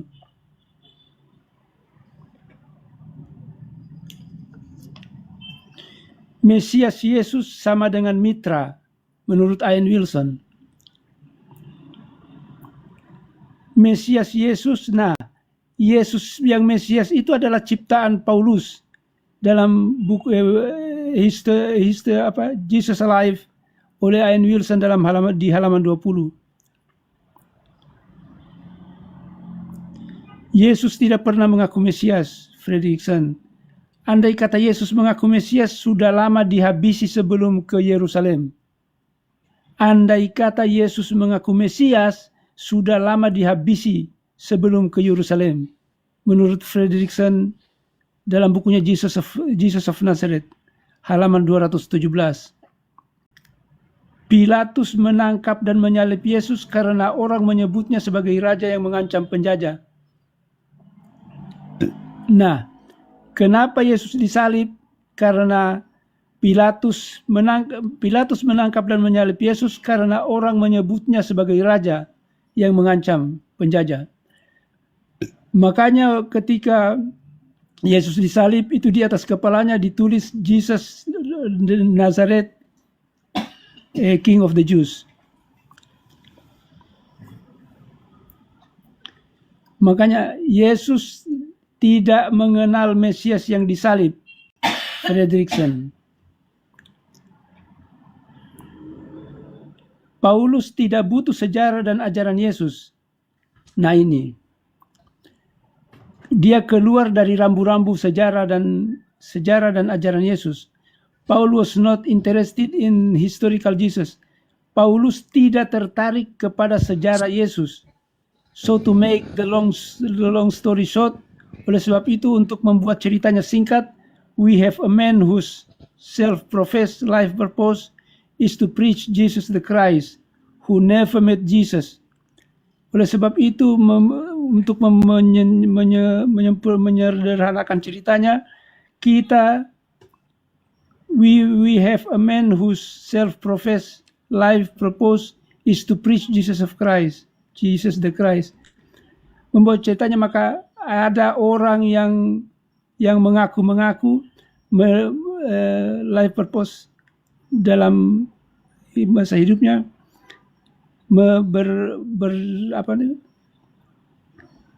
berdakwah atau bahwa Yesus adalah Kristus, who never met Jesus in the flesh. Jadi ini Paulus yang menceritakan bahwa Yesus adalah Kristus. Dia tidak pernah mengenal Yesus, who shows keen interest in the event of Jesus' life. Dia tidak tertarik kepada sejarahnya Yesus, tetapi dia tertarik kepada Yesus yang mati dan bangkit kembali sebagai Kristus penyembah berhala. Ini memakai dalam Jesus, the Man and the Myth, halaman 175. Sejarah dan ajaran Yesus harus dikubur. Nah ini, sejarah dan ajaran Yesus harus dikubur karena a myth can only grow around actual historical figure when most of the actual historical fact about the figures already were forgotten. Mitos hanya akan tumbuh ketika figurnya itu sudah tidak ada. Dan kisah atau cerita tentang figur tersebut sudah dilupakan. Nah, inilah penchant of the opposite myth to history. Menebus dosa Gentile, masukkan dalam Israel. Nah ini, Yesus itu sudah tidak ada, maka dikatakanlah bahwa dia menebus dosa para penyembah berhala dan memasukkannya dalam Israel. Burton L. Mark, ini kita melihat pada orang-orang Kristen sekarang ini, bahwa cerita merajalela tanpa kendali tentang Yesus Mesias atau dan Kristus. Mitos Paulus ini mempengaruhi penulisan Injil. Ian Wilson halaman 7. Yohanes 1 ayat 1 dan 3 sampai 3 adalah mitos logos. Ya, jadi itu yang menjadi kebanggaannya siapa itu? Bambang Nursena, yang membangga-banggakan dalam setiap pembukaan ceramahnya dengan Yohanes 1 ayat 1 sampai 3, padahal itu adalah mitos tentang logos.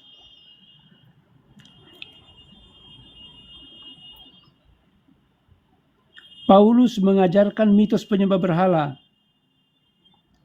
Sumber ajaran Paulus adalah mitos penyembah berhala dan mitos gnostik. Ya. Ya, saya kira sampai di situ dulu. Barangkali ada yang pertanyaan? Baik, Prof. Terima kasih, infonya sangat bermanfaat untuk kami. Itu sejarah yang mencatat ya, di mana mereka menuliskan. Saya izin menyapa dulu yang baru naik di sini, ada Pak Tian. Izin ya, Pak Prof. Sanihu ya. Iya. Pak Tian, monitor. Oke, selamat sore Bang. Iya betul Bang. Ya, dari Kristen ya. Iya betul Bang. Oke, baik. Ya, izin Pak Prof. Sanihu, saya izin di sini mungkin barangkali ada teman Kristen yang mau berdiskusi dulu. Kita coba kasih kesempatan Pak Tian untuk kita diskusi dengan guru-guru kita di sini ya. Ya, gimana Pak Tian? Ada yang mau disampaikan dulu sebelumnya? Ya, menarik tadi apa yang disampaikan oleh Pak Prof. Sanihu itu memang luar biasa lah saya pikir. Hanya ketika dikatakan tadi bahwa memang Isa itu adalah Al-Masih menurut versi Kristen adalah salah karena mengapa? Karena memang menurut Kristen adalah mati karena penyaliban ya, menebus dosa. Iya. Dan setelah juga saya baik juga justru memang bahwa justru di Al-Quran pun Isa Al-Masih itu soalnya karena dikatakan tadi Al-Masih versi Kristen adalah salah, artinya bisa kita anggap tidak ada Al-Masih di Kristen. Tapi Al-Masih pun yang di Al-Quran dikatakan juga meninggal. Itu di surat Al-Maidah 5:117. Bagaimana bunyinya itu? Ya, saya baca ya. Ini saya versi dari Kemenak terjemahannya. Ini dari Kemenak saya ambil. Bisa dibuka lah oleh teman-teman semua yang dari Al-Quran Kemenak di web. Aku tidak dalam kurung pernah mengatakan kepada mereka kecuali sesuatu yang engkau perintahkan kepadaku, dalam kurung yaitu sembahlah Allah, Tuhanku dan Tuhanmu. Aku menjadi saksi terhadap mereka selama aku berada di tengah-tengah mereka. Setelah engkau mewafatkan aku, engkaulah yang mengawasi mereka. Engkaulah maha menyaksikan atas segala sesuatu. Saya baca sekali lagi nih. Aku menjadi saksi terhadap mereka. Kapan? Selama aku berada di tengah-tengah mereka. Setelah engkau mewafatkan aku, engkaulah yang mengawasi mereka. Dan itu juga berkolerasi juga dengan apa? Ada ayat lain, pengikut Isa Al-Masih itu selagi hidup akan dimuliakan sampai ke akhirat. Nah, kapan ada pengikutnya? Ya selagi hidup dia. Tapi ini kan dikatakan aku menjadi saksi terhadap mereka selama aku berada di tengah-tengah mereka. Kapan dia ada di tengah-tengah muridnya? Ya berarti sebelum diangkat. Tapi kapan diangkat? Selama aku berada di tengah-tengah mereka. Setelah engkau mewafatkan aku. Jadi memang bahasanya di situ adalah tawafa. Dari mati kan meninggal. Nah artinya berarti Isa Al-Masih sendiri di Al-Quran berkata bahwa dia menjadi saksi terhadap murid-muridnya selagi ada di tengah-tengah mereka. Dan setelah itu, dia wafat dia, diangkat dia. Karena dalam bahasa apanya? Tawafaitani. Itu di Al-Maidah 5 ayat 117. Dan banyak ayat-ayat dalam Maryam pun 1933 sejahtera kepadanya katanya. Ketika dia lahir, kesejahteraan semoga dilimpahkan kepadaku pada hari kelahiranku, hari wafatku, dan hari aku dibangkitkan kembali. Jadi memang Al-Masih dalam Al-Quran pun semua telah diangkat, telah wafat. Masalahnya supaya bisa kita ngerti konteksnya, karena dia bilang aku menjadi saksi terhadap mereka selama aku berada di tengah-tengah mereka. Baik, mungkin Pak Prof mau ditanggapi Pak Prof? Ya jadi begini, kan itu ada itu dikatakan bahwa semoga padaku pada saat aku lahir, pada saat aku diwafatkan dan bangkit kembali. Begitu kan? Betul Pak Prof, tapi yang di Al-Maidah 117 itu adalah aku menjadi saksi terhadap mereka selama aku di tengah-tengah mereka. Ya. Pengikutnya. Selama dia di tengah-tengah pengikutnya, dia menjadi saksi. Dan setelah itu, setelah engkau mewafatkan aku, engkaulah yang mengawasi mereka. Jadi begini, itu adalah doa daripada Nabi Isa alaihissalam. Ya, berdoa semoga pada saat aku lahir, ya, pada saat aku wafat dan pada saat aku dibangkitkan hidup kembali. Ya, makasih Prof. Tapi yang ayat yang saya maksud Al-Maidah 117 itu tadi, sorry Prof, bukan saya potong. Tapi itu tadi yang semoga itu yang doa itu adalah di Maryam 1933. Tapi ayat yang apanya sebenarnya di Al-Maidah 117. Iya, sudah dipahami. Ya tawafakum itu ya, bukan yang utuh. Silakan Ustaz Alif. Saya lengkapi apa yang disampaikan oleh guru kami tadi. Jadi begini Bang, kata wafaya itu di dalam bahasa Arab itu ada banyak makna. Bahkan contoh tadi di dalam surah Maryam. Bismillahirrahmanirrahim. Wassalamu alayya yauma wulidtu wa yauma amutu wa yauma ub'atsu hayya. Pada hari aku akan wafat. Kata wafat di sini atau wafaya di sini yang di Al-Maidah itu ketika Nabi Isa alaihissalam selesai tugasnya itu bermakna rofa'a. Di mana? Di dalam surah An-Nisa 158. Barrofa'ahullahu ilaih. Nabi Isa alaihissalam itu diangkat ke langit. Nah, ada juga nanti kata wafa itu bermakna tidur. Dengan makna ditidurkan. Dia diangkat, dia diistirahatkan ke langit. Beliau belum wafat. Dia diangkat ke langit. Itu pemaknaannya. Ingat konteks ayat penyaliban ketika mereka mengatakan mereka mengatakan membunuh dan menyalibnya, maka Al-Quran membantah mereka tidak membunuhnya dan mereka tidak menyalibnya. Akan tetapi yang dibunuh dan disalib itu adalah oknum lain. Kemana Nabi Isa? Di ayat 158-nya barrofa'ahullah ilaih, diangkat ke langit. Itu maksud dari penjelasan. Ketika Nabi Isa alaihissalam diangkat ke langit, nah di situ maka Nabi Isa sudah tidak ada lagi di bumi. Nah, Nabi Isa berkata seperti yang di dalam surah Al-Maidah ini. Maka ketika beliau sudah terangkat ke langit, falamma tawaffaitani kunta angtar raqiba alaihi, maka engkaulah yang dekat dengan mereka yang menjadi saksi atas mereka. Nabi Isa sudah tidak bertanggung jawab lagi setelah dia terangkat ke langit.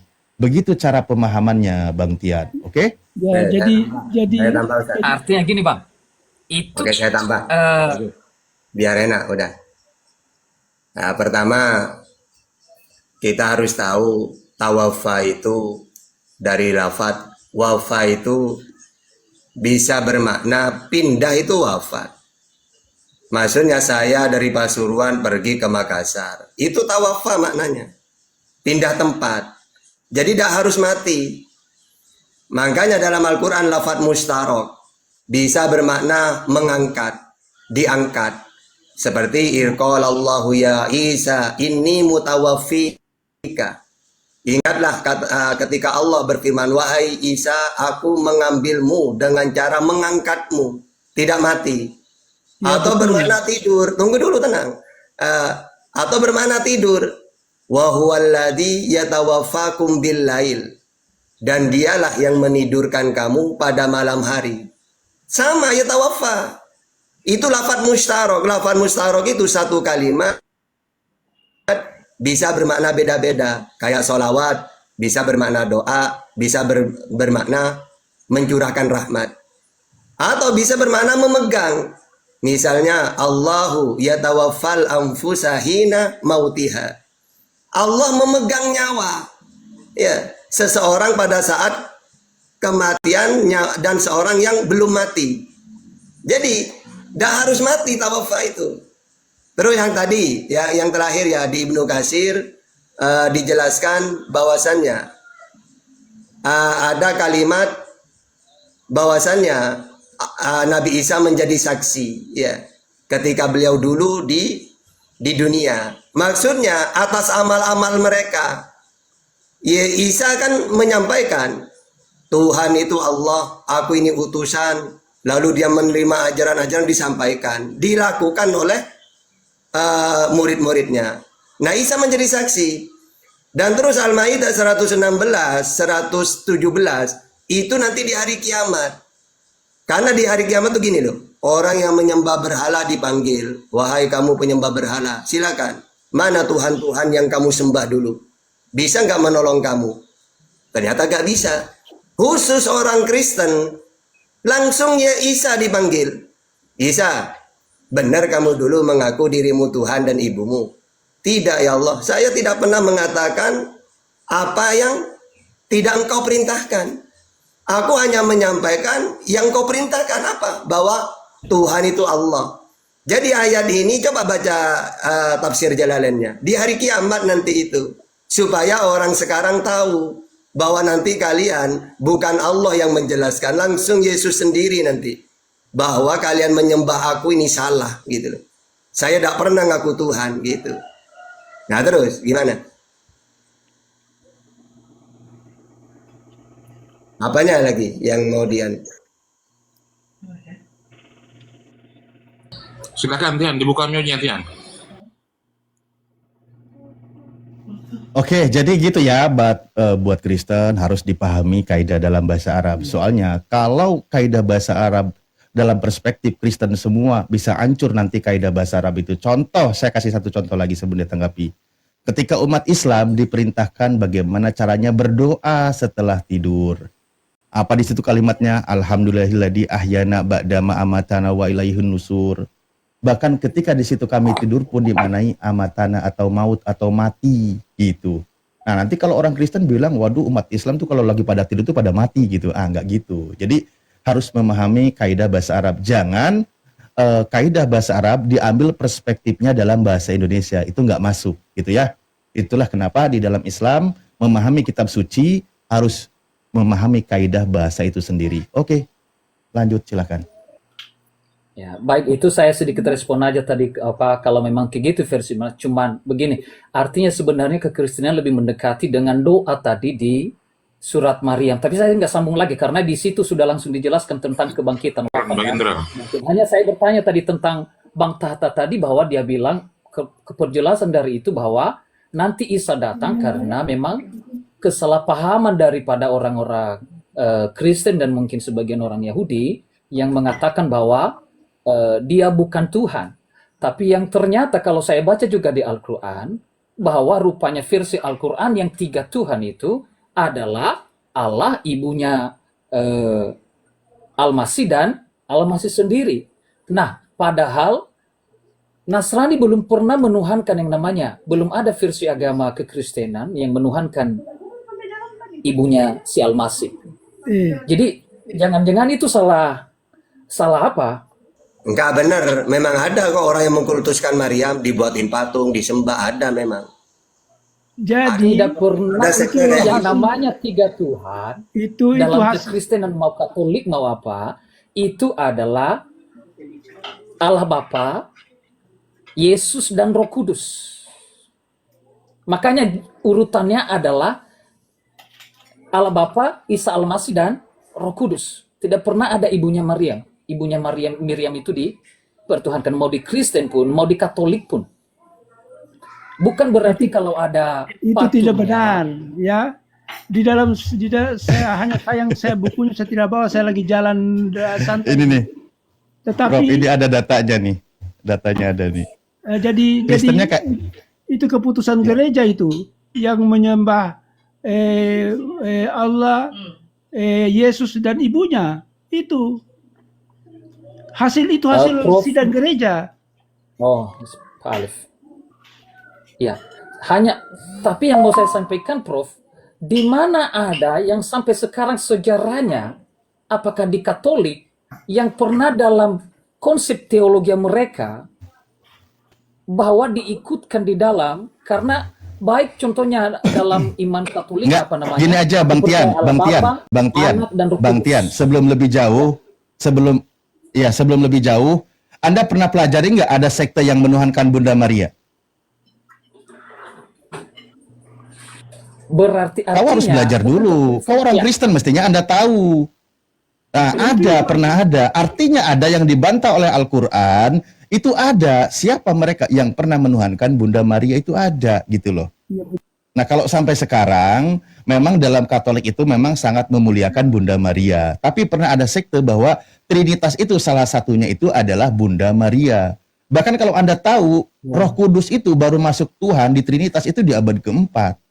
Sebelumnya tidak masuk yang kata Roh Kudus itu. Jadi pernah terjadi istilahnya apa ya, mungkin bongkar pasang Tuhan itu ya, bahwa pernah sebelumnya ada Bunda Maria dilepas dicopot jadi ada nanti jadi Roh Kudus. Itu Roh Kudus itu baru nyusul di abad keempat. Jadi Anda harus paham sejarahnya. Pernah ada sekte yang menuhankan Bunda Maria salah satunya, itu ada ya. Ketika Al-Quran membantah, memang sejarahnya pernah ada. Ini dalam websitenya Sarapan Pagi Rita Wahyu juga dijelaskan di sini pernah ada sektenya ini. Oke ya, jelas ya. Artinya belum ada pernah di sejarah Katolik yang teologinya yang menuhankan Maria. Ya. Lah emangnya cuma Katolik aja sekte dalam Kristen? Banyak loh. Banyak. Ada, saya bilang tadi pernah ada sekte yang menuhankan Bunda Maria. Pernah ada. Nih saya baca nih sejarah ini. Nih, hadir sekitar tahun 350 sampai 450 di wilayah Arabia. Tidak diketahui siapa pendiri sekte ini dan sedikit sekali informasi yang bisa kita ketahui. Ini ada sejarahnya. Dalam Tritunggalnya itu menuhankan salah satunya adalah Bunda Maria dan pernah beredar di wilayah Arab, gitu loh. Jadi pernah ada peristiwanya. Ketika Al-Quran membantah itu, ya sudah selesai. Memang pernah ada sektenya. Mungkin Anda tidak termasuk yang menuhankan, tapi karena begitu banyak denom di dalam kekristenan, ya sampai Anda pun tidak tahu sekte mana yang menuhankan Bunda Maria, kan gitu. Ya, oke, lanjut. Atau gini aja deh, coba kalau kita bahas ke sini sejarah Trinitas itu, ada nggak di dalam Bible mengajarkan kalau Trinitas, Yesus mengajarkan Trinitas? Ada nggak? Nggak ada. Ada. Nggak ada Hanya itu. kalau kata Loh. begini, kalau kata Trinitas itu tidak ada di Alkitab. Ya nggak ada berarti, Lar. Itu adalah bukan nggak ada. Bukan berarti kalau apa namanya di Alkitab apa namanya nama Alkitab pun bukan Alkitab namanya, nggak ada tulisan itu setelah dibukukan, makanya Kitab kan, Alkitab semua kitab.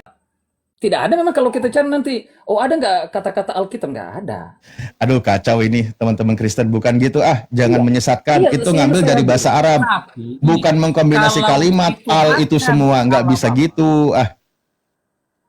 Itu ngambil dari bahasa Arab, itu Alkitab, bukan al itu maksudnya dari bahasa Inggris. Jadi semua kitab gitu, bukan gitu. Itu ngambil dari bahasa Arab, artinya kitab ini loh, kitab yang sudah jelas bentuk kitabnya, inilah kitab, itulah Alkitab. Nah, Kristen ini udah ngambil istilahnya, tapi pemaknaannya juga ngarang-ngarang loh. Al jadi bahasa Arab al gitu ya, nggak bisa gitu. Oke, lanjut aja. Coba di mana Yesus mengajarkan Trinitas itu, di mana? Gimana? Ya kembali kepada poin pembahasan tentang Trinitas itu, di mana, siapa yang mengajarkan? Ya, karena Yesus Al-Masih itu gini Bang. Karena Al-Masih itu adalah berasal dari Allah, dari